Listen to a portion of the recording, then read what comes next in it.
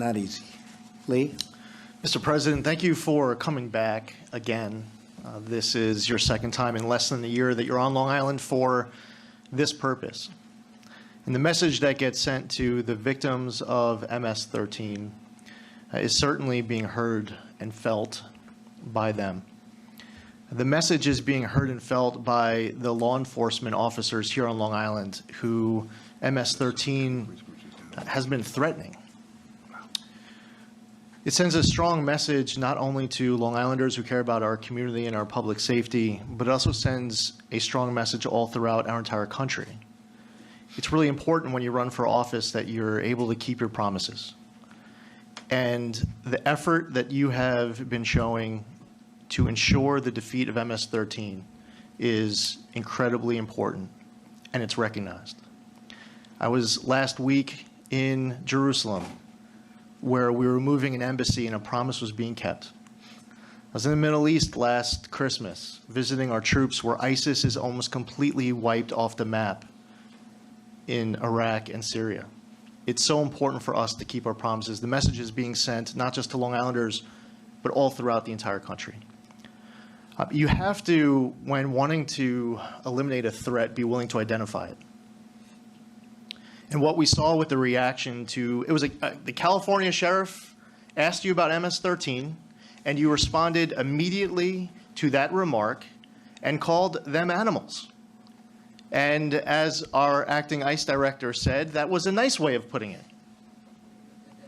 But if you're not willing to even identify the threat, you have no chance of eliminating it. Same thing if you want to get rid of the heroin and opioid abuse epidemic, another promise that you're keeping. Locally, we have seen many indictments coming down from a great local U.S. Attorney's Office. There's a U.S. Attorney here, Rich Donahue, who I'm a little biased towards. He's a former 82nd Airborne Division paratrooper.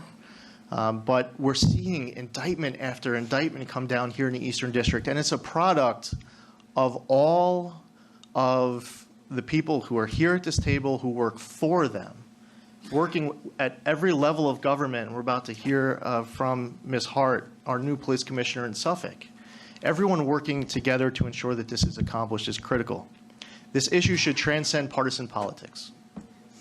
And unfortunately, it's not right now in Congress. Nancy Pelosi recently took 9 hours on the House floor to celebrate the humanity and the behavior that encompasses what has torn apart the hearts of our families who are here. As far as sending messages, it's also an important message to send to congressional Democrats. You have shown a willingness to compromise on this issue. And uncomfortable, you've put your neck way out there. And you're, in a way, you end up negotiating against yourself when the congressional Democrats just refuse to work with you. It's obstructionism. There are people who are in Congress who have pledged to oppose and obstruct everything and anything, saying they cannot work with you because if they work with you, they'll legitimize your presidency. You were elected president of the United States. They were elected to serve in Congress. They took an oath. They need to protect our constituents here. They need to protect their own. They need to work with you because you're putting your neck out there on the line. They need to do it as well, even if they're taking a tough vote for their constituents.